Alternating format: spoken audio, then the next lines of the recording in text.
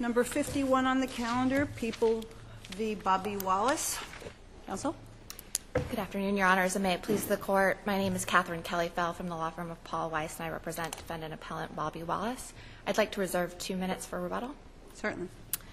I'd like to address our custody, public safety, and ORAMA issues today, time permitting, but I'll start with the custody argument. We're asking the Court to formally recognize that a person who admits to police that they have committed criminal wrongdoing does not feel free to leave that encounter with police. Was that argument presented to the judge? Is that particular argument presented? At the suppression court? Yes. The argument at the suppression court, trial counsel's argument was slightly different, but it was about custody, and the relevant facts were referenced in the argument. And importantly, the trial court also, in making its decision on custody, found the relevant facts here, the statements that are at issue. But are you asking for a different rule than all the facts and circumstances to determine if a reasonable person believes they're free to leave, or, the standard? Or, and this is one factor, which then I think your preservation argument has more merit, but are you asking for a different rule, that once you confess to a crime, it's over? It's about an acknowledgement that a confession specifically rises above. So if a defendant confesses criminal wrongdoing to an officer, it doesn't matter whether that defendant is in the street or in the police station. If he confesses criminal wrongdoing, he's not going to feel free to leave. It's per se rule that a reasonable person would not feel free to leave at that point. That's right. And you do see appellate divisions applying this rule in Rippick in the 3rd Department and Davis and Pullman. Would it be, again, going to the reasonable person standard, who's making the decision on whether you confess to a crime? In some places it may be clear, but in some you may be thinking, this is a great story, I'm out of here.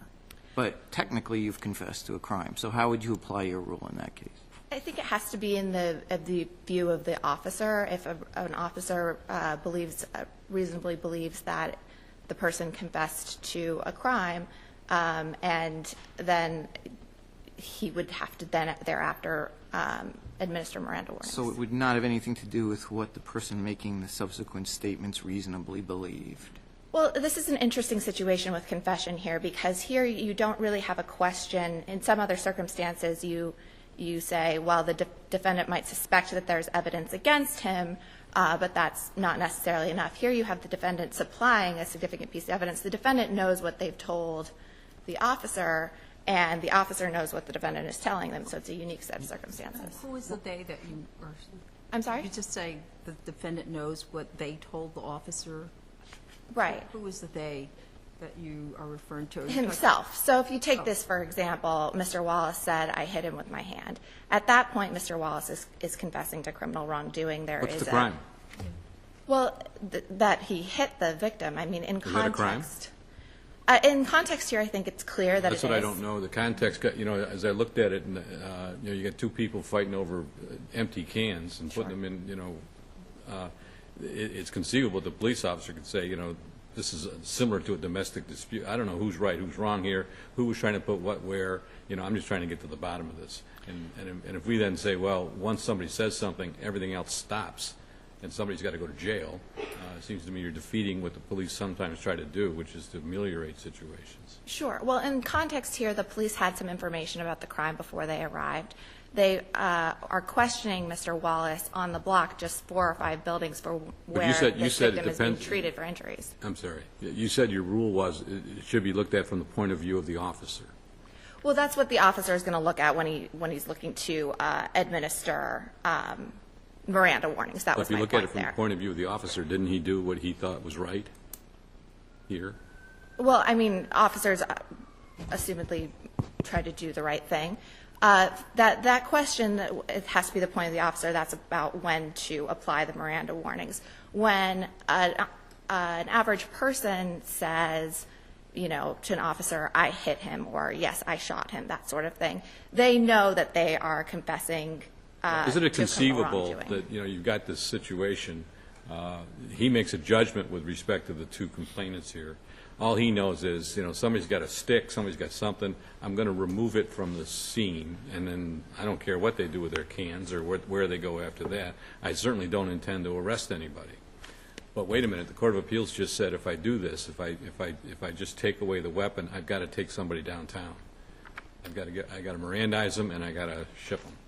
Well, the important question for custody is, when does the suspect feel free to leave? So, counsel, are you suggesting that when the police respond to a street encounter, as in this case, the first question out of the box converts this on-the-scene quest for knowledge about what's happening immediately into a custodial, police-dominated situation? Not in every instance. In this case? In this case, the custody occurred when Mr. Wallace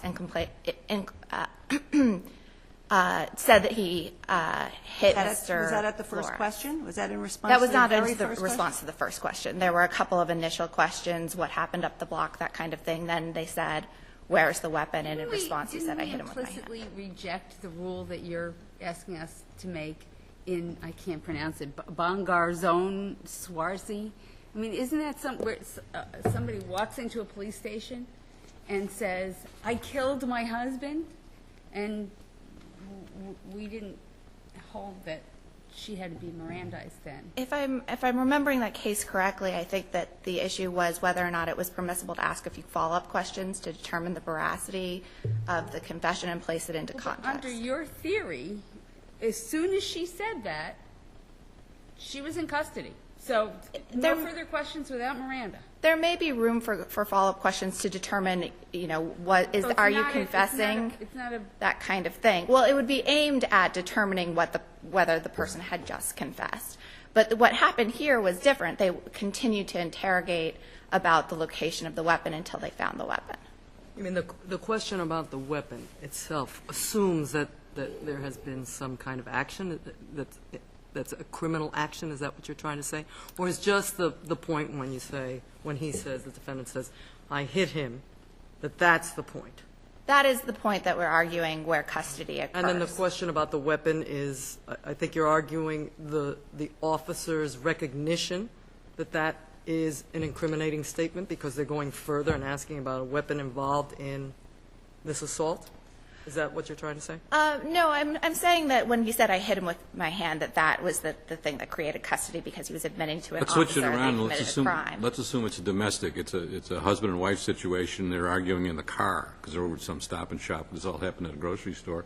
And she gets mad, gets out of the car, does everything that happened here, and the officer says to her, what happened? She said, well, I slapped this son of a guy. Now she's in custody. There's an assumption that because she hit him, that she is not the victim, she is now the defendant in a criminal case and is entitled to Miranda warnings.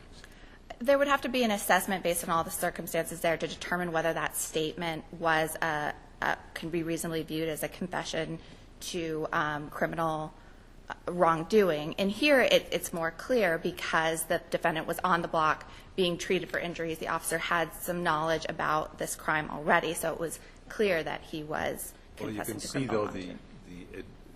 In your case, it might work, but there are all these variations that the court's pointed out to you, that for a mandatory arrest rule would create enormous problems and eliminate any basic investigatory questions that the officers could make that 9 times out of 10 in police work result in nobody being arrested.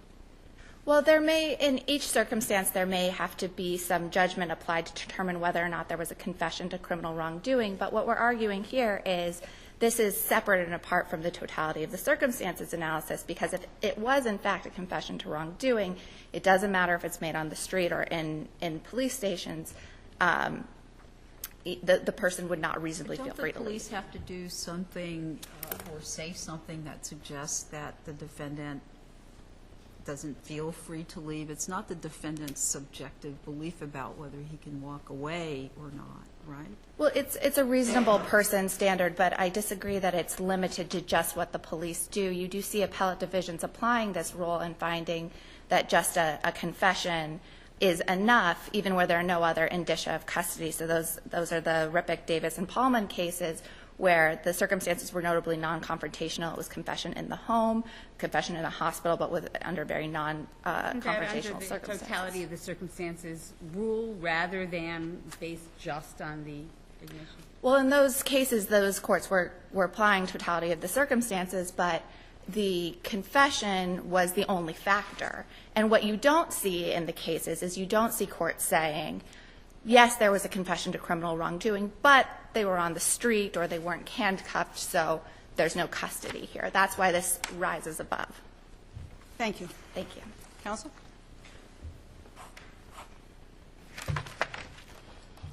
May it please the Court, my name is Ellen Friedman, representing the people. Your Honors, to begin, this case presents a classic mixed question of law and fact. To start with custody, whether a situation is custodial requires looking at the totality of the circumstances in every case. And to get around that, the defense tries to recast that question as some sort of legal threshold, whether in any situation, any kind of inculpatory statement transforms by itself necessarily a non-custodial situation to a custodial one. But you agree that it could, in and of itself? I do not agree with that. Never. You have to look at the circumstances in the context. Well, what if the, instead of the person, the call being somebody just hit somebody with a pipe, okay? Somebody just shot somebody. And the police show up, and the witness says, that's the guy right over there, and they walk over to him, and he says, I confess, I killed her. I see what you're saying. Okay? That in itself, in that situation, would you agree, would be enough to say, once he said that, a reasonable person isn't going to think that they're free to leave? Not that in itself, that in itself in its context, and looking at all the other circumstances, might be the case. But it's not the case that any kind of inculpatory statement automatically transforms a situation to a custodial one. You have to look at the circumstances when the crime occurred, where the officer is, what the officer said, what the person he's or she is speaking to said, the timing of all of that, and, of course, the fair inferences that you can draw. And again, all of that is a mixed question of law and fact, and there's ample support for this hearing court's ruling. In this case, the context is really important because the officer said,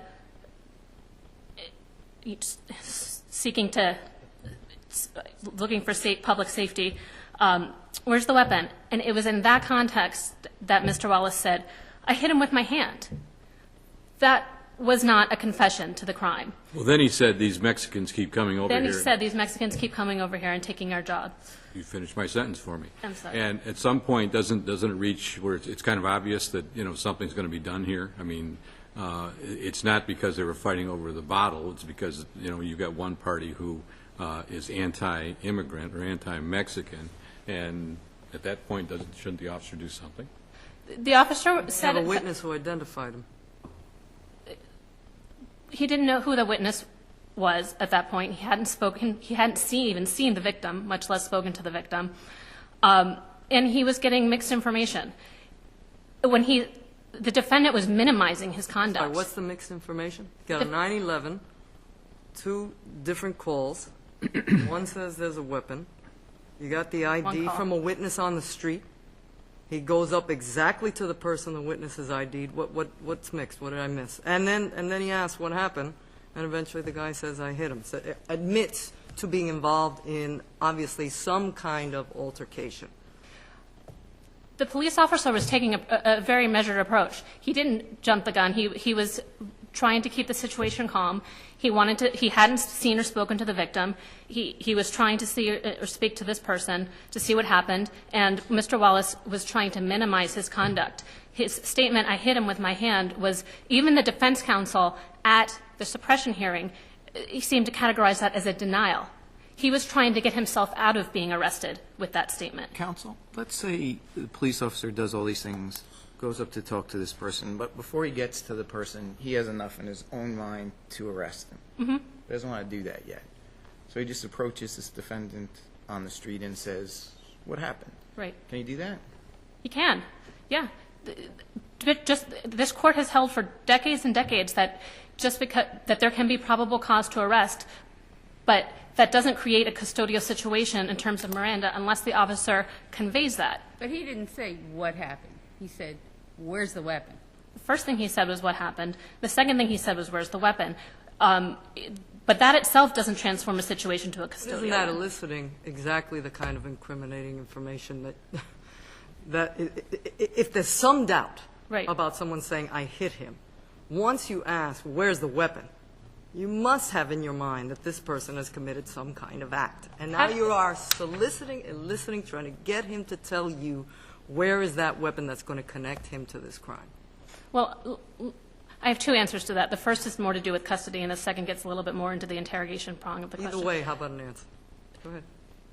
The first answer is that this court has held time and time again that just because a police officer suspects that somebody has committed a crime does not create a custodial situation. The question is whether a reasonable person in the defendant's situation would believe that he is in a situation akin to a formal arrest. So treating somebody as a suspect does not create a custodial situation. And actually, the defendant has abandoned that argument here, claiming that custody didn't attach until, not when the officer said, where's the weapon, after that, when Mr. Wallace said, I hit him with my hand. But he kept asking about the weapon after that. He You did agreed, ask again. right? And so that brings me into the interrogation prong. Of course, the defendant has to show not only that he was in custody, but also that the police questions about the location of the weapon constituted interrogation requiring Miranda warnings. And custodial questions prompted, even if it was custody, prompted by concern for public safety or for his or her own safety, don't require Miranda warnings. That's the classic case of a question that does not require a Miranda warning. You know, when the question is just minutes after a just reported crime with that weapon. Well, this weapon, counsel, you know, isn't the typical gun, knife, or other kind of weapon, you know, piece of glass or something like that. That would be, one would consider a dangerous weapon. Right? We don't know exactly. I couldn't figure out exactly whether it was a pipe or something else. It seemed like it might have been a piece of aluminum or something. Right. Why would that be considered a dangerous weapon? Well, it's what the police didn't know at the time.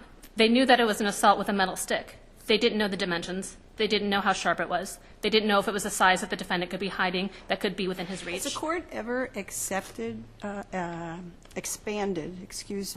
narrow public safety exception to a pipe? No, it hasn't. But the question isn't whether a pipe falls under the public safety exception. The question is, in this case, did the questions constitute public safety questions? And for all this police officer, all he knew was that there was an assault with a metal stick. For all he knew, it was a sharp stick that the defendant could still reach, that an accomplice could reach and use. He knew that this defendant was still very agitated. Did he take any action to try and contain the situation then, other than to ask, where is it? He tried to keep the defendant calm. I think that was one of his main By goals. continuing to ask him, where is it, when the defendant seems to be particularly incensed about the person he just attacked? Well, he did want to find it. He thought it was very important to find the weapon that was just used as quickly as possible. So let me ask you about the public safety and security. Then why allow the defendant to go get this weapon? They didn't just allow the defendant to go and get it. It was a very controlled situation. They followed him and they let him go down several steps. Did they not? They did, and they were right there in control the entire time. Would they not be worried maybe he's got a gun or something else and he's going to kill us or someone else? They were in control of the situation. I'm sure that they had many ways that they would deal with that situation. The fact that they didn't automatically handcuff him or arrest him, I think, is commendable in this situation. They took a reasonable, measured approach that we want police officers to take. They kept control over the situation. They were looking to keep the public and themselves safe. That's the kind of questions they asked were the kind of questions that this court has ruled are not the kind that require Miranda warnings.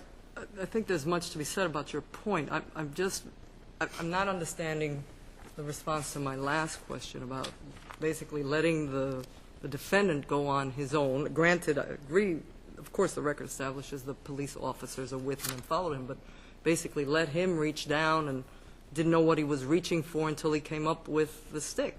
Your Honor, I don't think the record is very clear exactly what safety measures they themselves took to keep themselves safe. But Was that the people's burden to establish that at the hearing? I don't believe so. I think it was the defendant's burden to establish that they were the kind of questions that need to have Miranda warnings given. But what the police officers, there's ample support in the record that what the police officers did, they was investigating when they said what happened. They were determining whether there was probable cause, and they were looking out for the public safety and for their own safety. Thank you, counsel. Thank you. Counsel? Thank you. I'd like to address the public safety argument that we were just discussing. Put simply, as this court noted, this is the broadest application of the public safety exception that an appellate division has ever applied. The people would like this court to immunize every question about the location of the weapon, but that's not the exception. There has to be a reasonable concern for the public safety as a result of the missing weapon. And there's no such concern about a pipe because it's like many other objects. It doesn't pose a particular danger. Did they actually know that it was a pipe? They didn't really know what it was. I mean, it could have been a metal gun, right? Well, they received information about a metal stick or a pipe over the radio call, and there's nothing on the record to indicate that they thought it was anything else or anything unusually dangerous, as this court said. Is it not possible that in this kind of a street encounter, that a police officer certainly might, not knowing exactly, as Judge Stein has pointed out, really what is the nature of this weapon, just that there is a weapon. You have some idea, but you really don't know much more than the little bit about it. It's got some metal aspect to it. That indeed might establish that this is a dangerous situation? Well, the case law says that you have to look to whether or not there was a reasonable concern. And when you look at the entire encounter here, you see that the officers were not concerned and a reasonable officer wouldn't be concerned. They continued to question him. And then, as this court noted, they escorted him to pick up the weapon. They let him go and retrieve it himself. They were clearly not concerned that this was a gun or some sort of object. They were not concerned that he had it on his person. They didn't frisk him, that kind of thing. No, he was not. He was not cuffed. He was, and this was all said in the suppression hearing, no pepper spray, batons weren't produced, no weapon of any sort. He was permitted to, escorted by police, collect the weapon himself, which suggests no reasonable concern for the public safety. But doesn't it also suggest he was free to leave in his own mind? I mean, if they had such a high suspicion of this person that it's near arrest, why would they let him do that? Doesn't your argument on this undercut your custody argument? Well, to be clear, when they had him go collect the weapon, he was escorted. He was not free to leave. That's clear from the testimony. But the custody was created when Mr. Wallace admitted to the criminal wrongdoing, which, as we discussed, is very persuasive. The psychological effect of someone confessing to an officer is not going to render that person, they're not going to feel that they can just go and leave after telling someone they committed a crime, go get a cup of coffee, that kind of thing. Thank you, counsel. Thank you.